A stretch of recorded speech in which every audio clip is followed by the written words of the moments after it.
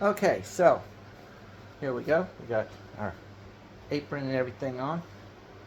We're looking all professional here today. Finally, everything's sanitized. It gets that nice, healthy aroma of Clorox bleach again. Kitchens are dirty places.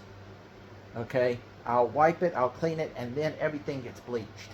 It may not look like a clean kitchen because everything's stained and such for almost 30 years of use. But believe me, if there is anything living in here, it's got to be living deep down. Today we're making bee candy. Each of my hives uses 5 kilo of bee candy. Now I don't treat my hives the way that most beekeepers do. Okay? Most beekeepers will pull their honey and then they will feed them liquid food throughout the winter. I run two 10-frame brood boxes, queen divider. On top of this for the winter is at least one full 10 frame of honey that they created over the summer.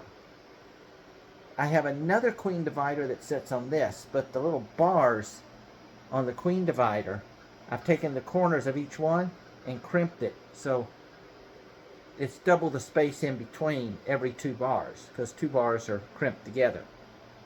Okay?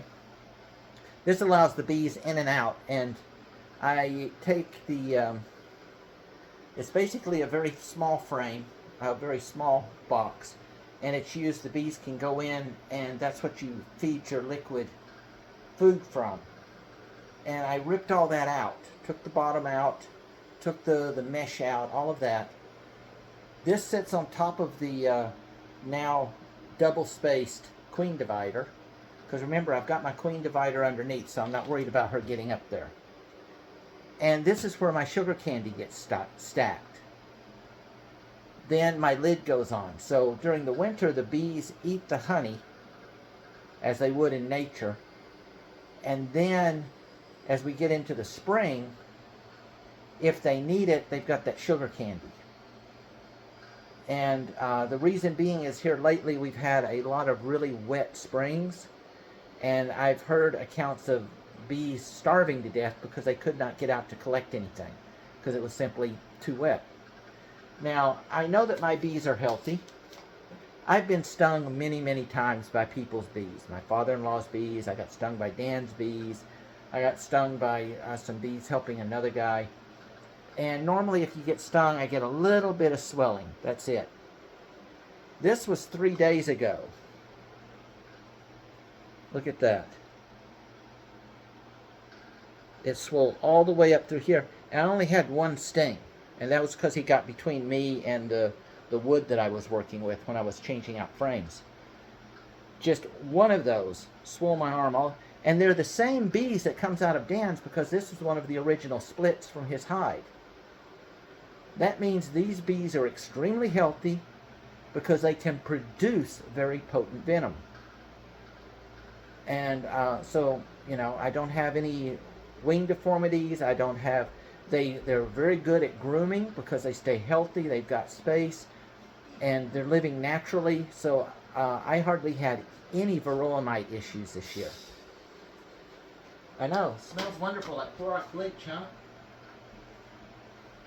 So, the system works. However, of course, I don't bring in as much honey.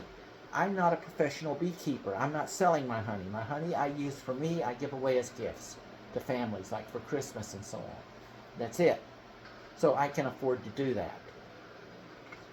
My bees are there mainly for pollination. The honey is simply an added extra. So how do we do this? First, we're going to take 2.5 kilos of fine sugar, and you can boil this down, and people talk about reconforming it, and yes, there is better ways to do this, but again, this is simply an emergency backup food as we come out of the winter into early spring, in case they need it, just in case they need it. It gives them something to work on also as we get into the early spring if the flowers have not bloomed because of either a very cold winter or a very wet early spring.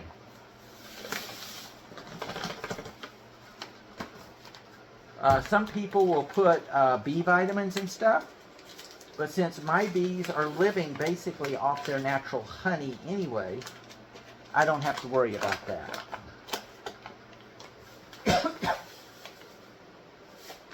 There we go. 2.5 kilos. I forget if I mentioned it, but each box will hold 5 kilo of this. 2.5, yeah, 5 kilo. So about 10 pounds of sugar candy goes into each hive. And it's at the very top. It's the last thing that they get to. If they have exhausted all their reserves, this is their last form of preservation. And I have had them use it, but they've never used all of it, because we always then get into the bloom season and so on. So I know this works. I've been doing it for a couple of years. The bees are healthy enough that while a normal bee that stings me, I might get a little bump. These things cause my whole arm up to here with one sting on my hand to swell up. And this is 3 days later. You can barely, my knuckles are barely starting, you'll be able to start to see my knuckles now. Okay. And potent little bees. My fault, I wasn't watching what I was doing, and he got between me and my work. Now, we are going to use, for 2.5 kilo, about 5 pounds, we're going to use 1/4 cup of water.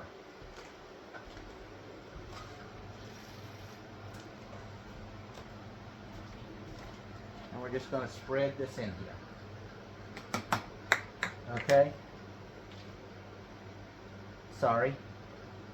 Yeah, 1/4 cup of water. We are going to use apple cider. We're going to use apple cider vinegar, and we're going to use 1/4 of a cup. There's one.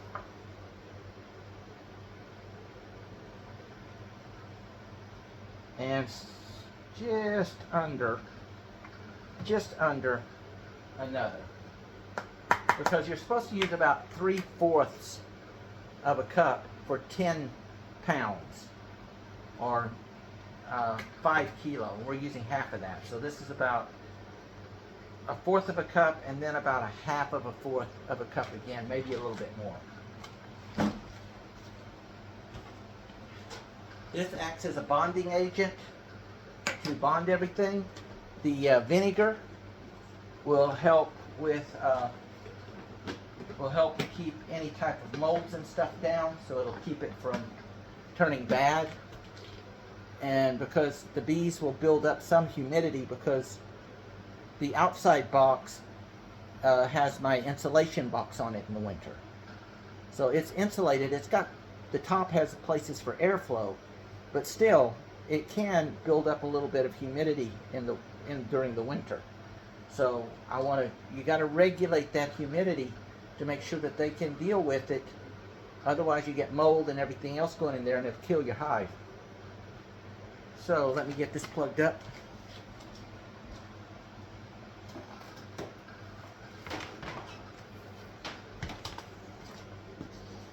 This house, the kitchen itself, only has 3, count them, 3 plugs in the entire kitchen. 3 plugs. I have to run extension cords just to get stuff to the counter. It's horrible. We start off slow. Let it get mixing in there.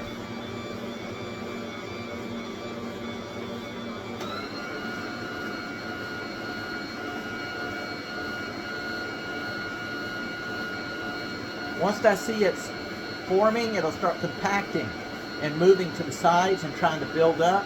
Then I know it's well blended.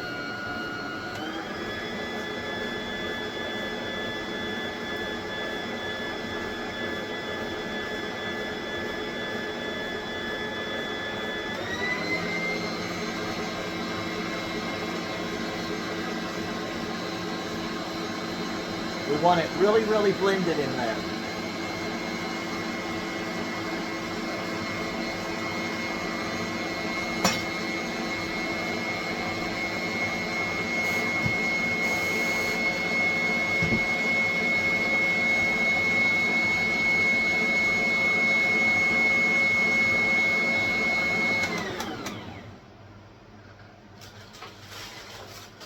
Now what I'm using for this is a pie pan. Sorry, not a pie pan, a cake pan. It is 23 wide, 33 from the inside. 23 by 33 by about 5.5 centimeters deep. So 23 centimeters wide. Did I say 43 or 33? Short-term memory loss. 23 centimeters wide, 33 centimeters long, and about 5.5 centimeters deep. That's what we're using. And 2.5 kilo will evenly disperse into 2 of these.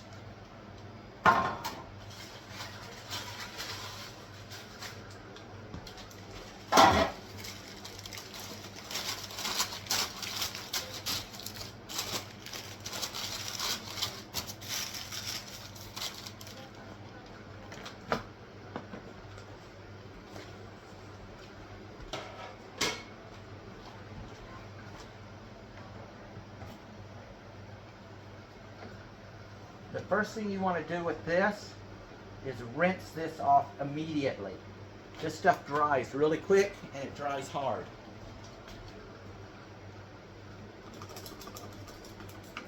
And if you don't get this off, especially when it's thin like this, it will dry, and it will dry basically like rock candy or sugar, hard rock candy. So always clean that when doing this immediately.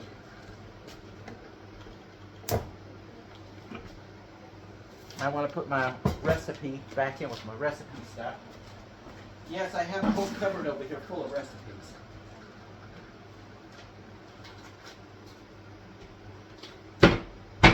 Recipe books, recipe folders, some of it all the way back to the old Betty Crocker stuff.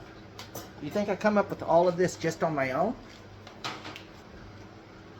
I like taking conventional recipes and experimenting, doing different things with them. So we're going to split this between the two.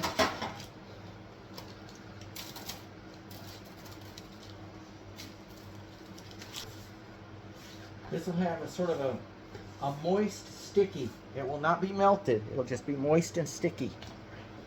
You can still see the grains in there. Okay? Okay.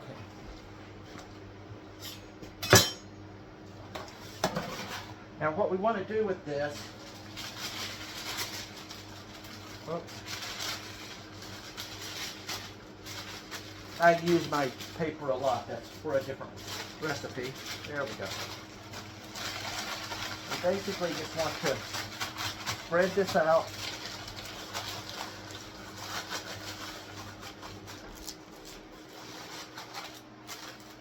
I could probably get that whole thing into here, but I'm running short on time. We're almost to the end of September, and I want to get this in, so I'm doing it a half.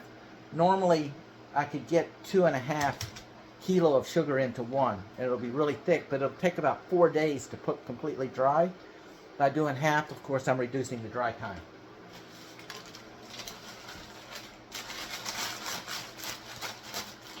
Now let me get my high industrial compactor, because we need to compact this down.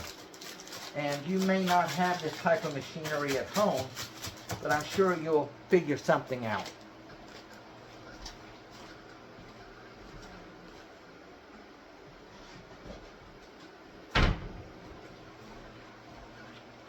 This is my high industrial compactor. It's a little cutting board. It's just big enough to fit in here.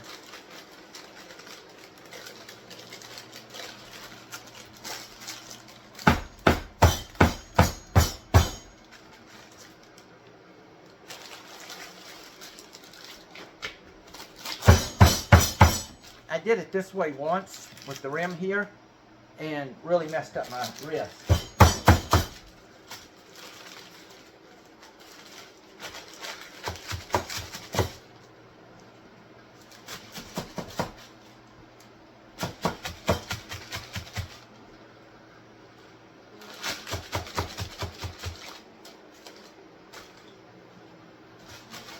Because I hit this edge with my wrist. Did not feel good. Even with the reduced sensory perception in my hands, I knew something was wrong.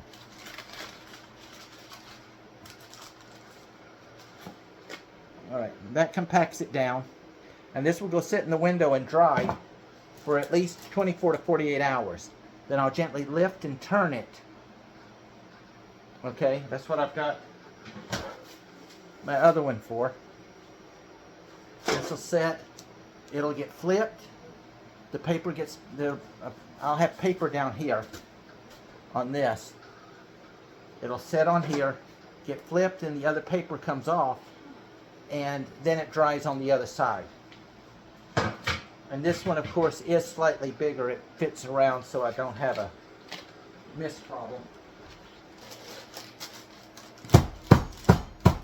Now when I'm done with this, I'll have a lot of little shrivel pieces, broken pieces and so on, that are too small to go in.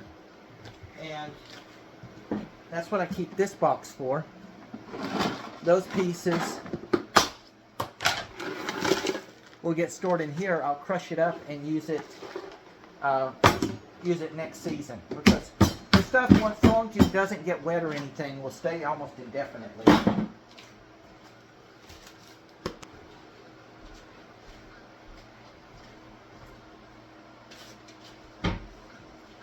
So I will also give you the American measurements.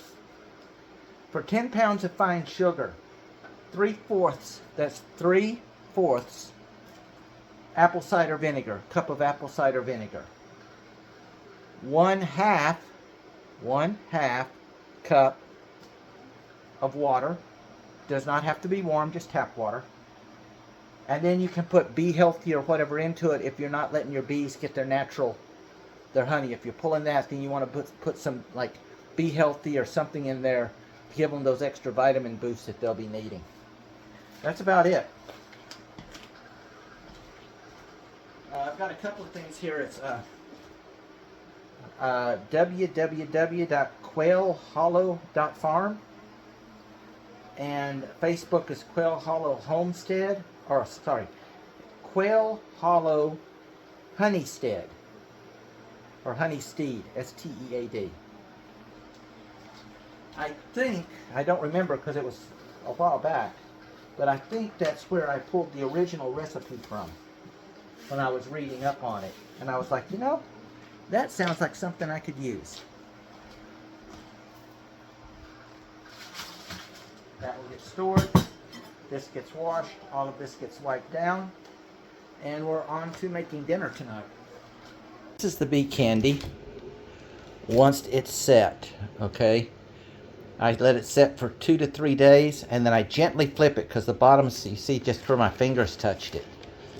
The bottom's still going to be wet, and then I let it set for another 2 to 3 days, and then it's nice and solid. Once I crack this, it goes into my transport pot. Any bits and pieces go into here. That'll get mixed up with the next batch, so nothing's ever wasted. So I've got spacing in here. Underneath, you see how the spacing, I make little walkways and stuff underneath for them. See? That way they can get in and out fairly easy. And this right here, this is an old feeder, liquid feeder, that I turned into that. Under that is a 10-frame super. And then under that's the 2 brood boxes. And then, of course, around all of it is the insulated hive for the winter. In about March, the end of April, this will come off, and they'll have the regular bee stand, which is contained inside. and then that way they can regulate the summer temperatures better.